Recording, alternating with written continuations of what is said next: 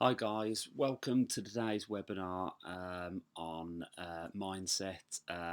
It's titled "Shut the Duck Up," which will hopefully all make sense a little bit later on in the presentation as to what we're talking about. But essentially, we're looking at mindset and, in particular, what thoughts we have going on in our head on a daily basis.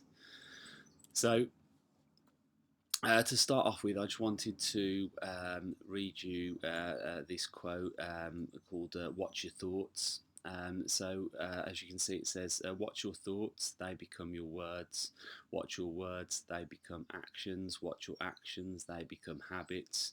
Watch your habits; they become character. Watch your character; it becomes your destiny." So for me, this says it all really. The starting point for everything really is our thoughts. It really directs us in our lives and our actions and everything that we do. The conversations that we've got going on in our head, the talk that's going on up there really sort of controls everything else. That's really what we're going to be thinking about. And what I'd probably recommend that everyone does is print this off or go on to Google and type it in and get it printed off from there. You can order some really cool posters as well with this saying on, and as I say, if you sort of really look at the words and exactly what it's telling you and showing you, you'll obviously see how true it is. So, what are you saying to yourself? So everyone has self-talk. You know, different psychologists, different philosophers talk about it in different ways. Paul Chek, he talks about it as almost like your shadow self. Yeah, it's that conversation that's going on in your head. It's the things that you're telling yourself, the things that you're saying. Pete Cohen, who I've recently done a course with, he talks about it being represented as like a duck. You've got this duck, and he actually does some really cool stuff. He sort of gets you to name your duck and to actually get a model of a duck and put it in the room where you can see it on a daily basis. And when you have these thoughts and this self talk going on in your head, to realise that it's coming. It's not necessarily you. It's coming from this shadow self, if you like. But the self-talk that's going on in your head is really important that we get a control over it, because for so many people it sort of takes control of them and stops them from taking action, stops them from doing the things that they really want to do. Most of the time, our self talk is negative and damaging. And that I think is true for a lot of people. I can't remember the figures at the moment, but I know it's a very high percentage of our thoughts on a daily basis is way over like 50-60% of it being negative and damaging to us. So it is a really important topic that we get to understand this. A lot of our negative self-talk comes from our beliefs and events that have happened to us over the years. So say for example, if you had a particular trauma as a child, oftentimes that can have had a very negative impact on your development stages over those years, and then that can be carried over into adult life as well. So it's, as I say, a lot of our belief systems, a lot of our self-talk and so on has not necessarily been chosen by us. It's been put onto us, and we've just carried it into adult life. And as I say, for a lot of us, it's actually preventing us from becoming the person that we want to be, or taking the actions and the necessary steps to get to where we want to go. Um, the saying from Pete Cohen is that we need to learn how to shut the duck up.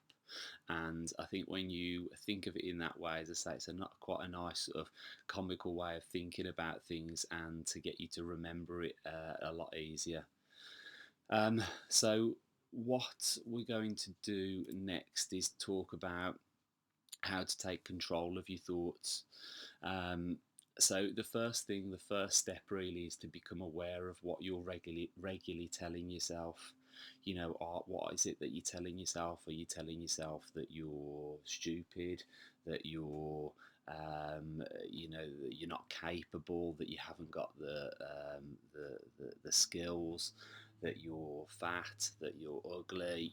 These are all things that people do regularly tell themselves. So once we've become aware of what it is that we're saying to ourselves, and we know these things, but a lot of the time we're just doing it repeatedly. Like, the amount of times people will just say that we'll look in the mirror, or will avoid looking in the mirror, because in their head they're thinking, oh, I'm not attractive enough, I'm not this, I'm not that, and they'll avoid doing things based on the conversation that's going on in their head. So then what we've got to do is understand why you're telling yourself these things. So obviously we've got to be truthful. We've got to sort of understand, okay, how much of what I'm saying here is true. But then the important thing is to not allow that to define who you want to become. So if you are telling yourself that you're not attractive, or that you're overweight, or that you're fat or ugly or stupid or whatever it might be, a lot of people, once they've done that enough times, they've told themselves enough times, that they believe that that is who they are, and they don't see themselves really being able to move beyond that. They'd love to be able to move beyond that, but that's who they've defined themselves, that's who they are. So it's really important, that step two is to understand why you're saying those things. And oftentimes we realise that it really isn't true. There's an acronym, FEAR. Okay, so FEAR stands for false evidence appearing real. Um, and I think that's a really nice way of looking at a lot of these things. Is oftentimes whatever we believe, a lot of the times, anything negative that we believe, a lot of the times is false evidence appearing real. There might be an element of truth in there, but when we start digging around and looking much deeper, we understand that actually it's really not true. It's not as we thought it was, and things can change and things can get better. If you're struggling with anything in particular, whether it's weight loss, whether it's depression, whatever it is, you could find someone of a similar level, or have been through the same struggles and the same issues as you. This, you could find books, you could find blogs, you could find whatever of someone that's been there where you are at the moment and has come out of the other side, and they would have been in that place of, again, believing that it wasn't possible, but now they understand that, now they've proven that it is possible, that they can change it, they can get to where they want to be. Then the third step is to understand or find a better way of communicating with yourself. So you can find, positive affirmations. Affirmations are a nice way of dealing with our thoughts. So, for example, if you've got, a belief system or something that isn't serving you anymore, and that it isn't really true, you could play with the words. So you might put something like, you might be overweight right now at the moment, but every week I'm moving closer towards my goals. So you could say that to yourself, as opposed to I'm fat, or I'm stupid, or I'm ugly. You've just got to change the way that you're communicating this with yourself.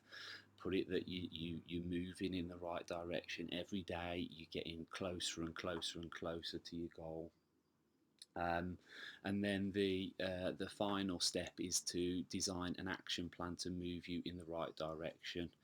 Now, a lot of people struggle with this, because oftentimes they'll say, "But I don't know what to do. I'm not sure what action I should be taking."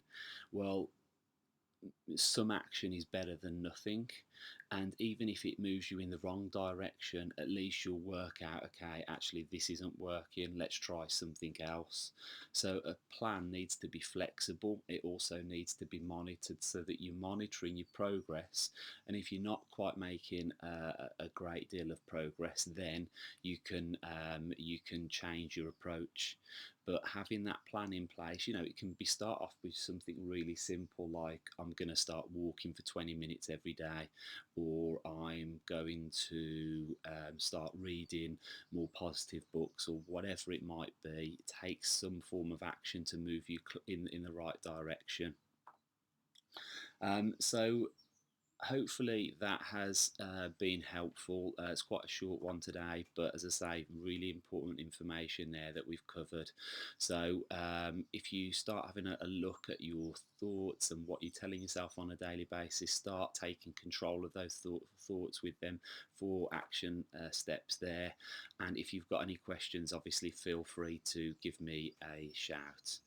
Just one other thing, a really important question to ask yourself on a daily basis at the end of every day: have I moved closer towards my goals? If you're answering no 4 or 5 times a week, you know that the actions that you're taking aren't serving you. Okay, if you're struggling to move to that next step of taking the actions, you know you want to achieve something, but you're struggling to take the required steps to get there, then it's mindset that we need to work on. So have a go at these tasks, and let me know how you get on.